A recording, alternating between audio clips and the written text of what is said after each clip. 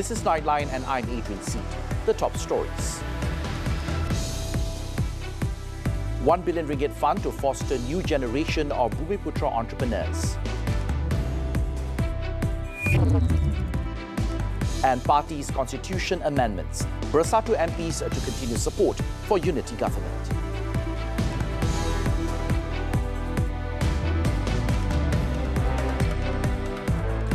Thanks for joining us. The government is set to allocate a substantial fund of 1 billion ringgit to foster a new generation of Bumiputra entrepreneurs in high-growth sectors to be managed by government-linked investment companies, GLCs. The move was one of several major spending announcements to fulfill and complement recommendations made at the 7th Bumiputra Economic Congress. Speaking at the closing ceremony of the three-day Congress, Prime Minister Datuk Sri Anwar Ibrahim said Malaysia has the capability to cultivate more successful Bumiputra entrepreneurial ventures, akin to Aerodyne, that has made significant strides in the global market with its drone services. Begitu juga usahawan muda, biar ramai. Sebab mereka ada petanda keupayaan untuk maju, kita harus berikan segala dukungan seperti mana yang disaksikan dalam kelebihan teknologi digital baru untuk berniaga seperti saudara Khairul Aming. Anwar also stated that the government will allocate up to 1 billion ringgit for the Bumiputra Microcredit Fund through development financial institutions such as Bank Simpanan Nasional, Agrobank and Tekun Nasional. This is to support the Bumiputra entrepreneurs, including women, youth and military veterans, as well as hawkers, gig workers and food truck operators. Regarding technical and vocational education and training or TVET, the Prime Minister outlined plans to create 100,000 Bumiputra trainees with a target minimum monthly salary of 3,000 ringgit. He emphasized the involvement of GLCs, government-linked investment companies, and private companies, including those owned by the Chinese and Indian communities, in training TVET students, the majority of whom are Bumiputras. To elevate and support the artistic work of local entrepreneurs, Anwar revealed that all government departments and agencies, as well as GLCs, are only allowed to purchase local handicrafts and products as souvenirs, with a 100 million ringgit grant approved to help relevant companies. Held from Thursday to Saturday, the Congress saw the presentation of findings from engagement sessions with various groups, including on education and human capital industry reformation, and rural development and empowerment of Orang Asli communities. Also present at the closing ceremony were Plantation Industries and Commodities Minister Datuk Sri Johari Ghani, Economy Minister Rafizi Ramli, and Media Prima Group Chairman Datuk Sri Dr. Syed Hussein Al-Junaid. At the same function, Anwar also announced that the government agreed to establish Majlis Amanah Rakyat or Mara Madani Wakaf Endowment Fund, allocating a grant of 100 million ringgit for its establishment. The Wakaf Fund targets 1 billion ringgit for 2 years to be spearheaded by Mara and executed by the Mara Education Foundation. Bagi memanfaatkan tanah-tanah wakaf terbiar, Belanjawan Madani 2024 telah menyediakan dana pembiayaan berjumlah 500 juta ringgit sebagai galakan untuk membangunkan tanah-tanah wakaf agar dapat menjana pendapatan mampan dan menyediakan rumah-rumah mampu milik. Anwar added that the Yang di-Pertuan Agong Sultan Ibrahim had consented to become the patron of the Wakaf system, and the progress of this initiative will be reported to the Conference of the Malay Rulers. The Mara Madani endowment will benefit 70.1% of the Bumiputra population and ensure the assurance of education, welfare, health, entrepreneurship and transportation that are increasingly challenging in this new era. The Prime Minister also announced the establishment of a Gig Workers Commission to protect the welfare of informal workers, especially on social security, contract negotiations and career progression. Langkah ini diambil kerana majoriti besar belia Bumiputra terlibat dalam pekerjaan gig. Namun sebagai pekerja tidak formal, mereka tidak punya perlindungan perundangan pekerjaan serta sistem perlindungan sosial. Anwar's call comes after a group of delivery riders called for government intervention following Grab's move to revamp its earnings framework, which they describe as being hastily done and without proper engagement with the riders. The government has agreed in principle to implement the licensed release of prisoners through home detention for prisoners serving jail time of 4 years and below, as an effort to reduce overcrowding in prisons. Home Minister Dato Sri Saifuddin Nasution Ismail said the prison inmates involved in the initiative consists of individuals with chronic diseases, the elderly, persons with disabilities and expectant mothers. Speaking during a media conference after the 234th Prison Day celebration at Puncak Borneo Prison Complex in Kuching on Saturday, Saifuddin said the ministry is currently in the process of examining the implementation method from the point of view of relevant legal provisions. Kalau yang disabitkan kesalahan itu adalah warga mas atau orang kelainan upaya atau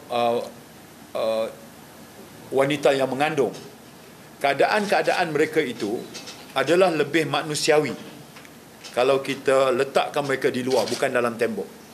Dan untuk itu mereka boleh kita pasangkan gadget yang untuk kita laksanakan home detention ini. Saifuddin said that through programs such as the parole system, compulsory attendance order and community rehabilitation, the government is not only able to tackle the problem of overcrowding in prisons, but it is also a cost-saving measure for the country. He said that the programs which had been implemented had a positive impact, with statistics showing that out of 800 prisoners released, only one was back in prison. Earlier, Saifuddin read out the text of Deputy Prime Minister Dato Sri Fadillah Yusoff's opening speech for the event. In the speech, Fadillah said that the Sarawak prison institutions were named Outstanding State Prison Award 2023 recipients, following the excellent achievement of the 4 Key Performance Indicators or KPI for international standards in the management of the rehabilitation and prison system. The 4 KPIs set, which are the recidivism rate of 12.7%, remand rate of 13.5% and overcrowding at -13.2%, are much better than the international standard level of 20%.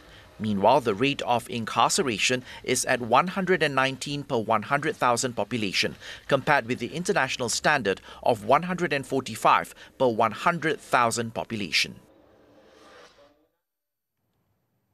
Bersatu's extraordinary general meeting on Saturday approved amendments to the party's constitution on the cessation of membership of elected representatives who support any party contrary to Bersatu's interests.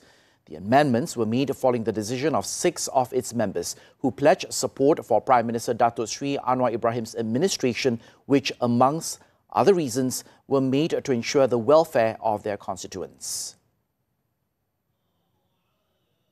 The motion was tabled by its Deputy President Dato Sri Faisal Azumu and received unanimous backing from the nearly 2,000 delegates present at the party's 2024 Special General Assembly on Sunday. The amendment was in line with Article 49A of the Federal Constitution, which refers to the anti-hopping provision. Tujuannya ialah untuk menentukan kalau sekiranya ada ahli parlimen ataupun ADON yang bertindak luar daripada bidang dasar parti, bagaimana telah pun berlaku pada 6 orang ahli parlimen itu ikut pindaan ini, maka keahliannya itu terhenti mana dia tidak jadi ahli bersatu. The 6 members of parliament who have expressed support for Anwar's administration are Bukit Gantang MP Dato Syed Abu Hussein Hafiz Syed Abdul Fasal, Tanjong Karang MP Dato Dr. Zulkaf Peri Hanapi, Jeli MP Zahari Kecik, Gua Musang MP Muhammad Azizi Abu Naim, Kuala Kangsar MP Dato Iskandar Zulkarnain Abdul Khalid, and Labuan MP Dato Dr. Suhaili Abdul Rahman.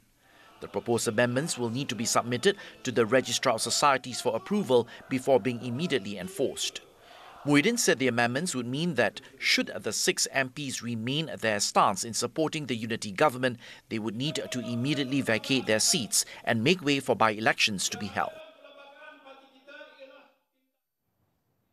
Meanwhile, the Bersatu MPs who have expressed support for the unity government have questioned the validity of the amendments to the party's constitution, and they are prepared to bring the matter to court. They also stressed that they will continue to support Anwar's administration, adding that any decision on the need to vacate their seats lie with the Dewan Rakyat Speaker. Kalau retrospektif, kan, bermakna pindaan ini berniat jahat. Jadi saya tidak fikir ROS akan luluskan. Kedua, kalau sekiranya lah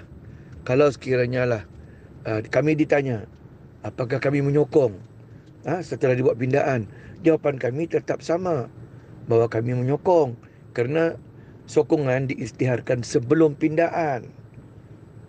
Jadi kalau sekiranya itu dianggap melanggar parti, maka kita tunggulah keputusan Speaker Parlimen dan juga Mahkamah. Secara keseluruhan pindaan ini kena dibawa kepada ROS. Jadi saya sebenarnya merasakan bahawa pindaan ini sebenarnya tak boleh diluluskan oleh ROS. Dan kalau diluluskan, apa saja berlaku, saya tidak akan meletakkan jawatan sebagai ahli parlimen sehinggalah mahkamah membuat keputusan. Sehingga mahkamah buat keputusan.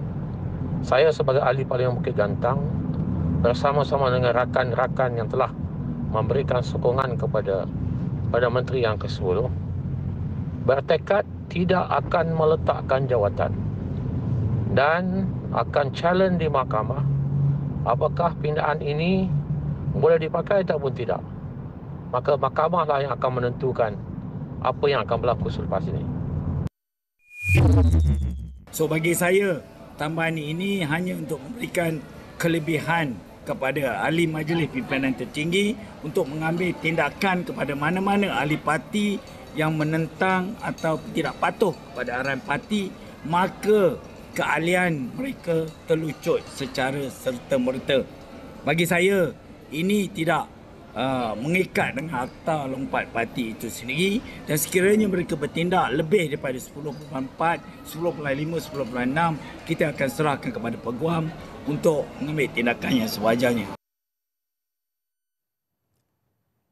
2 people were killed on Saturday afternoon in a collision between a car and a 10-ton lorry along Jalan Sanakan in Kota Kinabalu.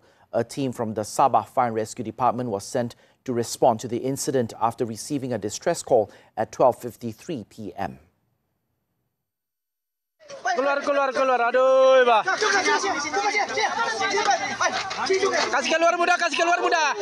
The department's Assistant Director of Operations, Kenneth Wilfred, said the victims, 35-year-old Kamaluddin Jafrin and Indonesian Nurul Hidayah Abdul Rahim, were pronounced dead at the scene when medical officials arrived. 5 other victims, 3 who were in the car and 2 in the lorry, sustained injuries. 2 others in the lorry escaped unscathed. The victims were rescued from the wreckage with assistance from bystanders. The bodies of the deceased have been handed over to police for further action, while the 5 injured were sent to the hospital for treatment. Operations on the ground were completed at 2:18 p.m. Zionist air attack on Rafah tents kills 11. News from the foreign front when we return.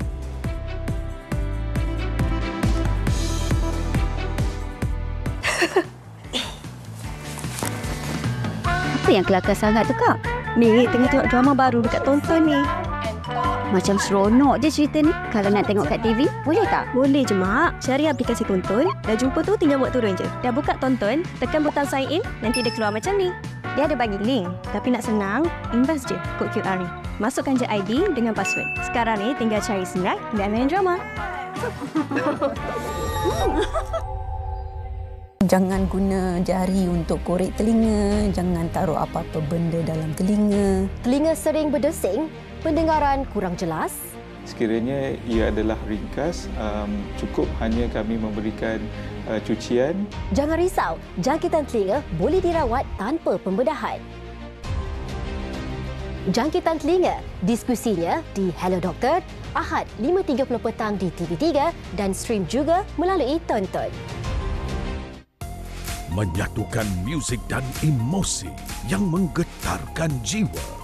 Rentasi dunia Musikaverse di AJL paling ikonik. Anugerah juara lagu 38 secara langsung dari Axiata Arena Ahad 3 Mac 9 malam. Eksklusif di TV3 dan stream juga melalui Tonton. Sekarang dah boleh tonton favourite anda di Smart TV tahu.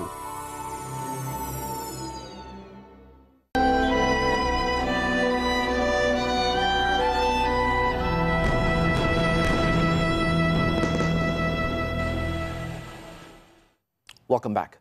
The Zionist regime on Saturday hit a tent in Rafah, housing displaced Palestinians, killing at least 11 people just hours after 17 people were killed in an attack on a home in Deir al-Balah in the Gaza Strip. More than 50 others were injured in the drone attack that took place next to the entrance of the Al-Hilal Al-Emirati Maternity Hospital in Tal as-Sultan. Among those killed was the head of the paramedic unit at the hospital, Abdel Fattah Abu Marhi. Meanwhile, at least 17 Palestinians were also killed and dozens wounded in the Zionist air raids targeting 3 houses elsewhere in the Gaza Strip.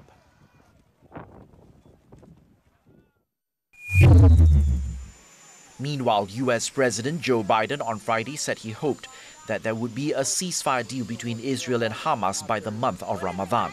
However, he confirmed that negotiations are still far from over. I'm hoping so. We're still working real hard at it. Not there yet. No, I was just saying, it looks like it's not there yet. President Biden? I think we'll get there, but it's not there yet. And it may not get there now.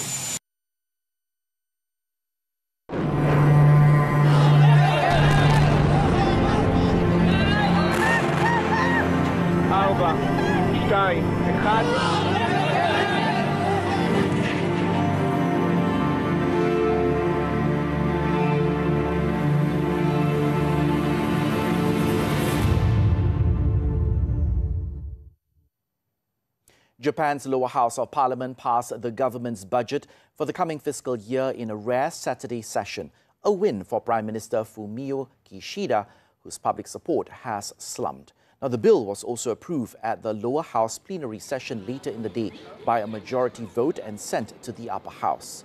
Kishida said the vote ensures that the $746 billion budget, including relief funds for the New Year's Day earthquake on the Noto Peninsula, will be enacted by the start of the fiscal year on April the 1st, regardless of what happens in the less powerful upper house. Support for Kishida and his ruling Liberal Democratic Party has dipped to its lowest since Kishida took the top post in 2021, with a poll suggesting that his approval stood at 25% and support for the LDP dropped to around 30%.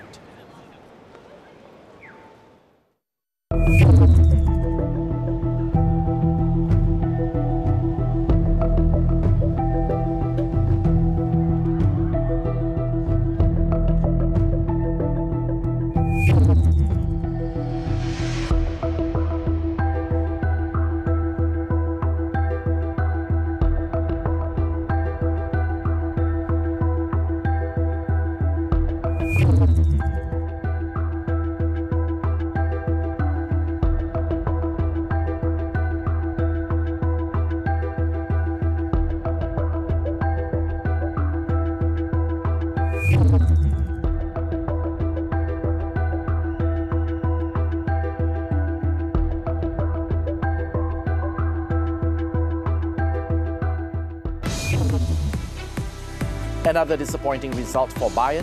Action from the Bundesliga right after this short break.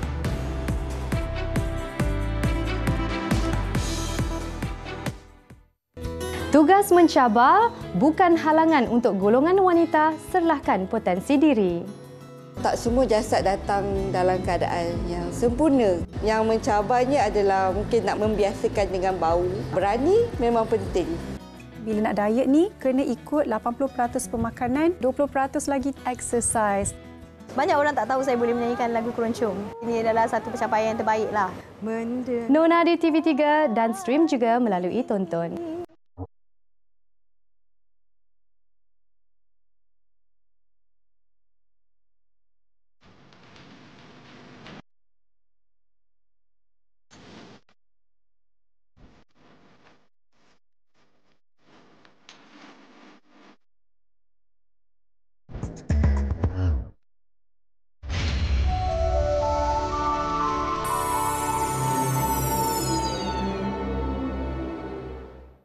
Bila dalam air tu bercampur bau, ada takut, ada gembira, tapi banyak fikir pasal keluarga sebab bermain dengan nyawa. Kawasan tu banyak terlitip. Kalau ada arus ataupun kawasan tu nak kena clear dekat celah-celah kapal tu, yang tu susah. Kepuasan sukan luncur air ni, dia hanya boleh diekspres bila kita melalui benda tu. Keberanian dalam diri tu untuk ambil ombak besar. Bila saya dapat ombak besar, saya akan makin teruja. Stream sekarang melalui Tonton. On to sports. Olympic Games hopeful Alia Sazana Azahari is one who does not give up easily. The SEA Games champion shattered the national record en route to winning the women's 25-meter pistol final by shooting 39 points in the Tun Hanif Trophy competition at the Subang shooting range on Saturday. Now, the shooter representing Malacca erased the old mark of 36, which she set at the Chia World Trophy in July last year. She made the final after scoring 582 in the qualifying tournament. It was the third time that she has broken the final national record over the last 1 year. She scored 34 at the Tun Tan Siu Sin Trophy in May last year, which was 1 point better than the old mark which she had set in 2017. Alia is now hoping that she will get a chance to compete in the World Cup in Rio next month, which is the last qualifying tournament for the Olympic Games in Paris.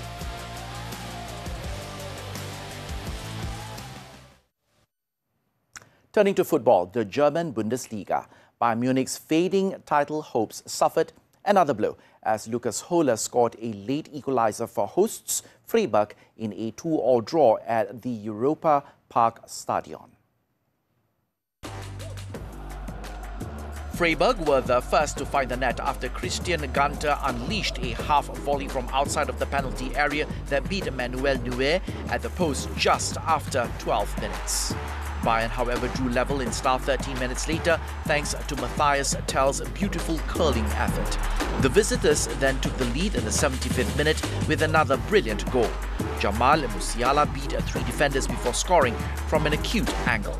The match was about to end when Freiburg salvaged a point through Lukas Höhler's effort for a 2-2 final scoreline. The result gives leaders Bayer Leverkusen a chance to move 10 points clear of second-place Bayern, and they visit Köln on Sunday.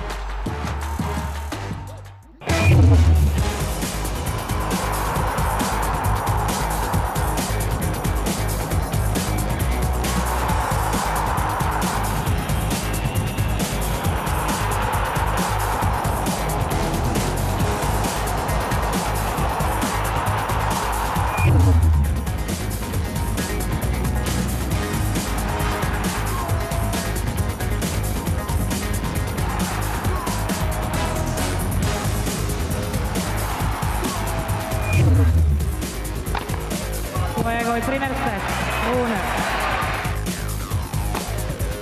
Luego el segundo set, Rio. Luego set y partido, Rio. 2 sets a 1, 3-6, 6-3. Driver killed after steamroller plunges into ravine. Stay with us.